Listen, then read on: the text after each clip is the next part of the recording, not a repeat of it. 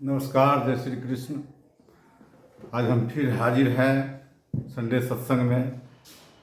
साथियों नमस्कार, आदाब, इनकलाब, सलाम, जय श्री कृष्ण। हम हाजिर हैं आज फिर एक संडे सत्संग लेकर के। आज इसको लेकिन रिकॉर्डिंग कर करके यूट्यूब पर और फेसबुक लाइव पेज पर अपलोड करेंगे। आप लोग देखिए और अपने दोस्त यार को शेयर कीजिए, सब्सक्राइब कीजिए। सबसे अहम बात है संडे सत्संग, श्रीमद् भागवत गीता आपके लिए, जो हमारा रूटीन है। रूटीन के अनुसार हम फिर हाजिर हैं आज संडे सत्संग में। आपको सुनाएंगे श्रीमद् भागवत गीता का श्लोक और ज्वलंत मुद्दा और बजट पर भी चर्चा करेंगे। आप लोग बने रहिए। हमारे YouTube channel Jawahar Nehru official पर सभी दर्शकों का स्वागत करते हैं, हार्दिक स्वागत करते हैं कि आप लोगों ने बहुत इनको प्यार मिला है। इसके लिए आप लोग को बहुत बहुत धन्यवाद। और संडे सत्संग जवाहर न्यायालय के संग श्रीमद् भागवत गीता आपके लिए खास कार्यक्रम है। आप बने रहिए। बहुत ही महत्वपूर्ण बात आज इसके माध्यम से करेंगे आप लोग को। साथियों, खास बात यह है कि आप इसको अपने साथियों को शेयर कीजिए, लाइक कीजिए और कमेंट कीजिए। कमेंट के माध्यम से हमें सुझाव दीजिए, व्हाट्सएप के माध्यम से हमें सुझाव दीजिए कि कार्यक्रम आपको कैसा लगता है, हमारे हौसला अफजाई के लिए। सबसे पहले मैं गुरुजन, वैष्णव, संत, महापुरुष के चरणों में नमन वंदन करता हूँ। आम बजट पर पहले बात होगी, फिर जो है से साथियों फिर श्रीमद् भागवत गीता का श्लोक सुनाएंगे और आप लोग को ये कैसा लगता है। ये हमारा खास कार्यक्रम संडे सत्संग जवाहर न्यायालय के संग गीता सत्संग रखते हैं, गीता का श्लोक सुनाते हैं। अध्यात्म से ही राजनीतिक शक्ति प्राप्त की जा सकती है, ऐसा हमारा मानना है। आप लोग को कैसा लगता है हमारा विचार, आप लोग जरूर अवश्य कमेंट करिए। कुछ न कुछ सुझाव के माध्यम से जो भी आपको अच्छा लगता है वो अवश्य कमेंट करें। सबसे खास बात है कि हमारा संडे सत्संग सोशल मीडिया के युग में बहुत ही कारगर है। अपनी बात जनता तक पहुंचाने के लिए, सरकार तक पहुंचाने के लिए, और जितने आपका फॉलोअर है, हमारा फॉलोअर है, इसके माध्यम से हम अपनी बात रखते हैं। और यह से कैसा लगता है इसमें हमें कमेंट के माध्यम से भी बहुत कमेंट आते रहता है। और साथियों आगे बार से हम इस कमेंट को कौन करते हैं, इसके ऊपर भी एक वीडियो बनाएंगे और उसमें उसकी बात को रखेंगे कमेंट के माध्यम से, कमेंट को। तो हम बात कर रहे थे आज बजट की। आम बजट जो कल हुआ है पारित, उसके लिए जो बिहार में जो कुछ नहीं दिया गया, गरीब किसान मजदूर के लिए जो एक धोखा का बजट है, साथ ही ये ढाक के 3 पात है। हम लोगों ने आप देखिए, कहते हैं प्रधानमंत्री ये सबका विकास, सबका साथ, सबका विकास, सबका साथ, लेकिन 50 वर्ष से बिहारीगंज और सिमरी बख्तियारपुर रेल परियोजना का ढाक के 3 पात रहा। इस बजट में कुछ नहीं दिया गया और इसके लिए दूसरी योजना इसके पीछे आया, बन गया, तैयार हो गया, लेकिन इसको नहीं देना, उपेक्षित करना, ये कहीं न कहीं को बिहार के साथ एक तरह से समझिए, या कोसी अंचल के साथ एक तरह से न्यायपूर्ण है। इनका जो ढकोसला है, सबका साथ सबका विकास, ये एक ढकोसला है। तो हम इसको वो जो है से इसके लिए आंदोलन की रूपरेखा बना रहे हैं और क्षेत्र में सब जगह गोष्ठी बैठक आंदोलन की तरफ से सरकार को अवगत कराएंगे कि इसको पंचवर्षीय योजना में शामिल किया जाए। इस योजना को सबसे महत्वपूर्ण जो है बिहार का विकास की बात जो है, उसमें जो बजट में निराशा हाथ लगी है, इसलिए हम इसकी घोर निंदा करते हैं अपने सोशल मीडिया प्लेटफॉर्म, ये चैनल के माध्यम से। साथ ही साथ आपको महाभारत के बाद श्री कृष्ण का देह त्याग तथा यादवी युद्ध के बारे में कुछ सुनाएंगे। सुनिए, महत्वपूर्ण बात है। तो इस खास महत्वपूर्ण में अब श्रीमद् भागवत गीता तो है ही है। कहते हैं महाभारत 5वां वेद है। 5वां वेद का जो है उस सबको पढ़ना चाहिए। महाभारत जो प्राचीन ग्रंथ है, महाकाव्य है, लेकिन इसमें कितनी जो है से सारे तरह का राजनीति कूटनीति जिस तरह का इसमें सारा भरा हुआ है और बहुत ही कारगर, खास करके जो कंपटीशन जनरल कंपटीशन की तैयारी करते हैं यूपीएससी बीपीएससी के, उनको तो पढ़ना ही चाहिए। साथ ही हम बात करेंगे श्री कृष्ण क्या देहता का एक यदुकुल इतिहास है, उससे हमने लिया है उसका सारांश। वास्तव में महासमर पश्चात यादव समस्त भारत तथा विदेशों में बिखर कर अपना शासन स्थापित करने में सफल हो गए थे। जैसा कि कहा गया है, कछुक करौली नगर बसाए, हिराना हरियाणा आए, कछुक ग्वालियर नगर टिकाए, कछुक दिल्ली मथुरा बैठाए। श्याम पुत्र निरुद्ध कुमारा, बजनाभ दत्ता परम उदारा, बजनाभ मथुरा में लाई, अर्जुन राज दिया बैठाई। अर्जुन पुत्र परीक्षित नामा, दिल्ली तिलक किया सुख धामा, पांडव गले हिमालय जाई, द्वापर अंत गयो कली आई, सकल मुनिन का ज्ञाप मिठाई, श्याम लिया यदुवंश बजाई, ताते नाही यदुवंश नसावा, यदुकुल गोप अहिर बढ़ावा। तो ये हम लिए हैं, ये आपको कविता टाइप का है, यदुकुल इतिहास की किताब है उससे साथियों। और उसमें द्वारका की सार्थकता बताते हैं कि हिंदू धर्म के 4 जो प्रमुख धाम हैं उसमें बद्री नारायण रामेश्वर जगन्नाथपुरी तथा द्वारका चौथा। जगत गुरु शंकराचार्य द्वारा स्थापित किए श्री कृष्ण का द्वारिका में अपना सत्ता तथा शासन रहा, इसलिए द्वारका हिंदुओं के लिए अगाध आदर तथा श्रद्धा का स्थान बन गया है। इसकी ऐतिहासिकता के बारे में विचार करना होगा।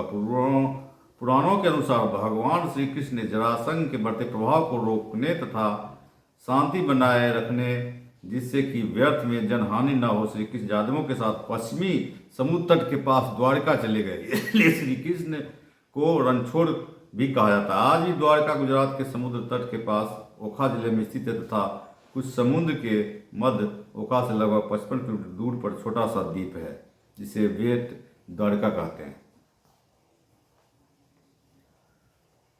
साथियों, 1960 में डॉक्टर HR साकलिया जैसे विख्यात पुरातत्वविद द्वारा द्वारका की और ध्यान आकृष्ट हुआ। अतः 1963 में उनके सानिध्य में की गई खुदाई के परिणाम सुखद रहे, जिसे प्रथम शताब्दी के अवशेष उपलब्ध हुए, जिससे द्वारका में पुरानी सभ्यता होने की संभावना प्रकट हुई।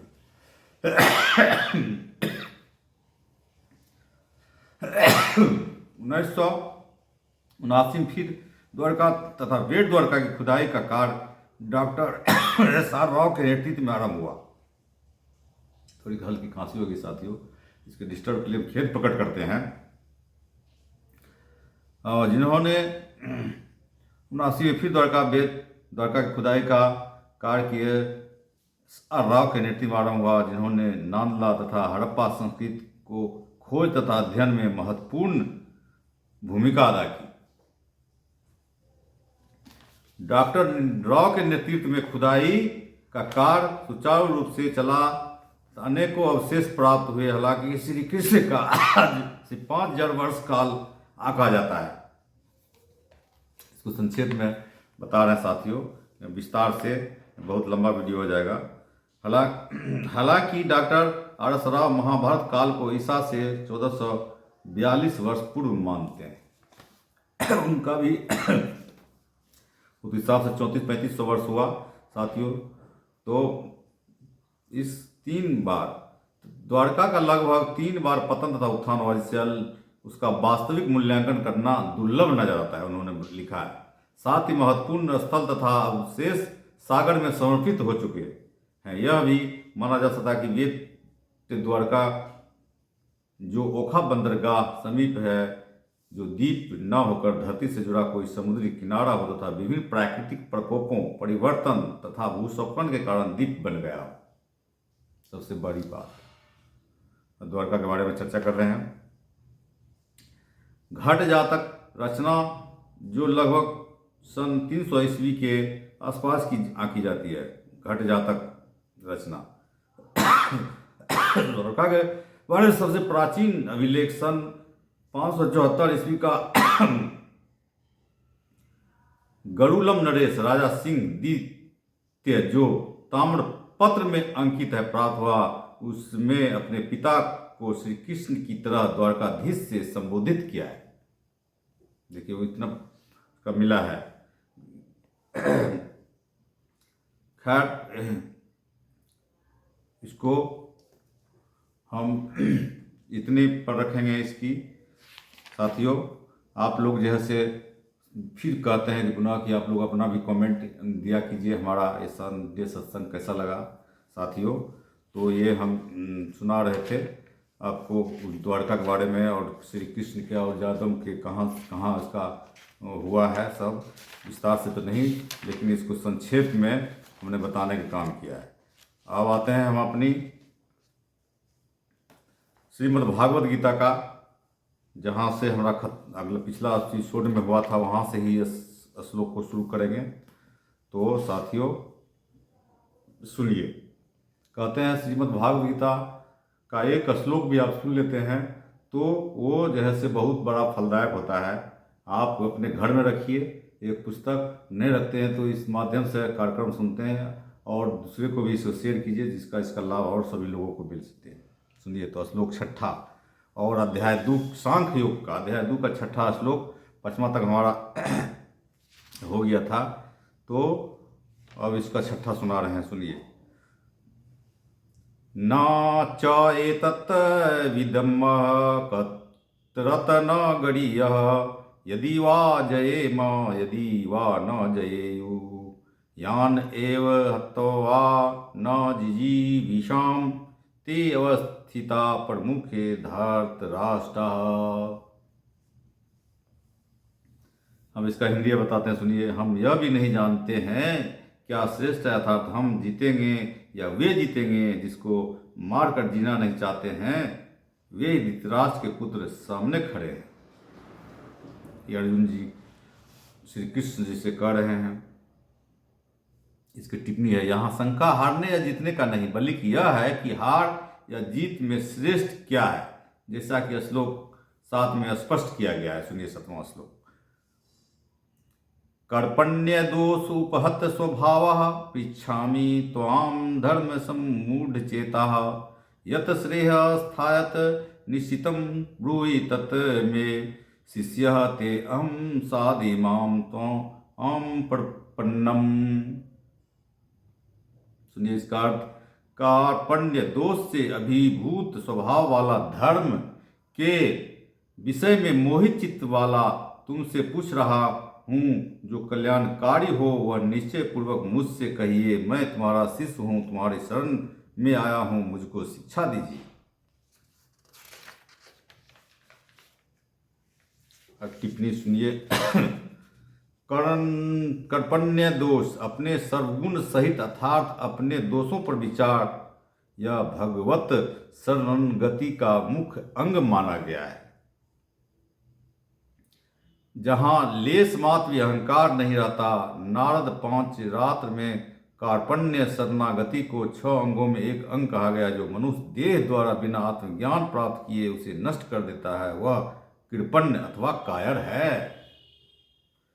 यत श्रेय जो कल्याणकारी हो, कल्याण मार्ग पूछा है। पुरुषार्थ चतुष्ट के अंतर्गत मोक्ष अथवा श्रेय एक ही है, जहाँ इच्छात्मक सुख न हो, परम सुख या कल्याण हो। इसके लिए विवेक वैराग्य होना चाहिए, जो श्लोक 8 में वर्णित है। धर्म समूढ़ पुरुषार्थ चतुष्टय के अंतर्गत धर्म का मार्ग नैसर्गिक न होकर विवेक जन्य है। बिना विवेक विचार धर्म मार्ग पर कोई नहीं चलता। धर्म या पुण्य की शक्ति का ज्ञान विवेक से होता है। यह अर्थ से काम से नहीं हो सकता। यहाँ पर अर्जुन विवेक के प्रति अर्थात धर्म के प्रति मोहग्रस्त हो गया है। हे पूजनम बिनु मिलाही न संता शिष्य अस्ते। हम अर्जुन द्वारा शिष्य भाव ग्रहण किया गया, तभी गीता को कहा गया है कि कोई स्वयं गुरु नहीं हो सकता, शिष्य ही हो सकता है। इसी कार्य को गीता का बीज श्लोक कहा गया है। यहाँ पर यह भी उल्लेखनीय है कि भगवान ने गीता में अर्जुन को कहीं भी शिष्य नहीं कहा, क्योंकि बड़ा स्थिति वाले में दंड नहीं होता, यहाँ तक शिष्य गुरु का भी नहीं, श्री भगवान मित्र या सखा ही कहा है। अब सुनिए 8वां श्लोक।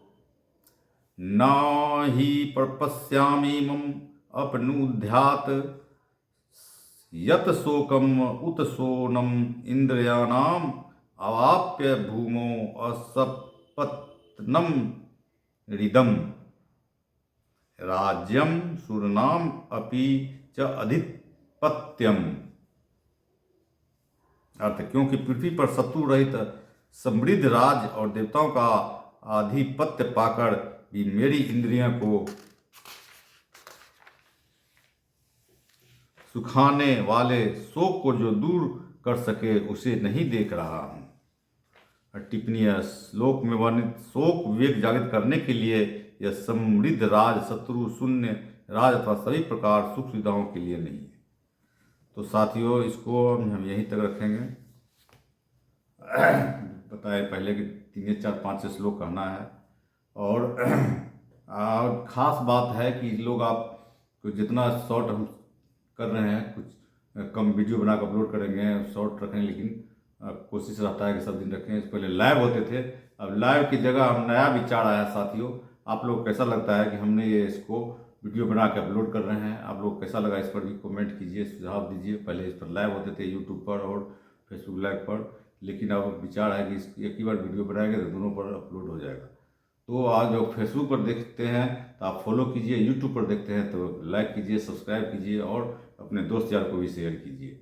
सबसे महत्वपूर्ण बात है, श्रीमद् भागवत गीता जो है दुनिया का सबसे श्रेष्ठ ग्रंथ, ज्ञान का खजाना है। इसको सबको पढ़ना चाहिए और अपने घर में वो पुस्तक रखनी चाहिए। और ना रोज हो, ना एक अध्याय हो, आधो अध्याय आधा ना हो, एक श्लोक ही ना रोज हो तो कम से सप्ताह में एक दिन, संडे को कोई छुट्टी के दिन पढ़ करके आप एक श्लोक भी पढ़ते हैं रोज नियम से, तो इसको अद्भुत ज्ञान की प्राप्ति होगी, ये हमारा पूरा विश्वास है। साथियों, इसी के साथ हम आज आपको यहीं रहेंगे और कैसा लगता है जरूर अपना कमेंट के माध्यम से हमें बताएंगे। और इसी के साथ जय श्री कृष्ण।